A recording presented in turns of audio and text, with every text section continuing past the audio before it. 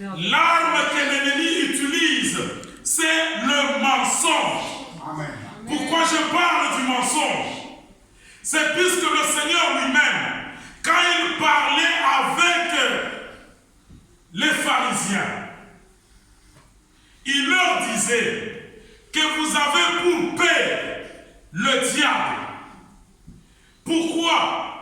Puisque vous voulez me faire du mal, moi qui vous ai dit la vérité. Amen. Jésus ne leur avait jamais dit qu'il faut aller voler. Jésus ne leur avait jamais dit qu'il faut prendre les femmes d'autrui. Mais il leur disait, en vérité, je vous le dis. Ce que je vous annonce, je l'ai écouté de mon Père. Et tout celui qui viendra vers moi, je ne vais pas le chasser. Tout celui qui viendra vers moi, je ne vais pas le mettre en dehors. Et toute la vérité, c'était le Seigneur qui annonçait.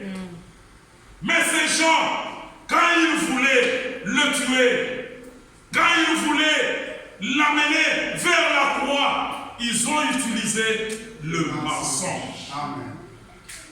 Il leur disait que quand vous le dites, ce n'est pas à cause de vous, mais c'est à cause de votre père. Vous avez pour père le diable. Quand il ouvre sa bouche, il parle de son propre fond. Et quel est le fond du diable? C'est le mensonge. La Bible dit, il est menteur et il est le père du mensonge.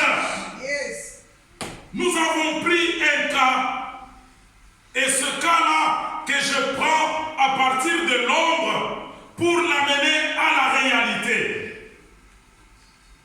J'ai toujours dit que l'Ancien Testament, tout ce qui nous a été écrit, c'est pour notre instruction. Amen.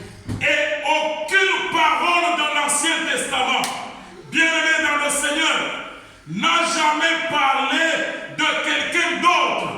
Tout ce qui est annoncé dans l'Ancien Testament, ça annonçait Jésus-Christ. Entre les lignes, quand nous lisons Moïse, nous voyons Jésus dedans. Quand nous lisons la loi, nous voyons Jésus dedans. Car à la loi et au témoignage, on ne parle que de Jésus-Christ. Et la Bible dit que si l'on ne parle pas ainsi, il n'y aura point d'horreur pour le peuple. Alléluia. Il y a eu un homme qui a été choisi de Dieu. La Bible l'appelle qu'il est Joseph. Je ne vais pas commencer dès le commencement comment il était haï de ses frères. Tout simplement à cause de ses visions. Puisque il voyait des choses quand il dormait et il racontait cela à ses frères. La bonne vision qui m'intéresse, c'est ce qu'il avait vu pendant qu'il avait vu le soleil, la lune et 11 étoiles qui étaient en train de s'agenouiller devant lui. Il avait vu 11 gerbes qui l'entouraient et toutes ces gerbes-là s'agenouillaient devant lui. Quand il racontait cela à ses frères ont eu l'interprétation. Ils ont dit, donc toi tu penses que maman, papa et nous les enfants, nous allons t'adorer. Joseph ne leur avait jamais dit ça. Il a raconté tout simplement le songe. Et à cause de ce songe, il y a eu la haine qui a monté dans le cœur de ses frères. Un jour, on l'a vendu. Et Joseph se retrouve dans une terre étrangère. La Bible appelle ce pays que c'était l'Égypte. On l'a vendu aux Ismaélites.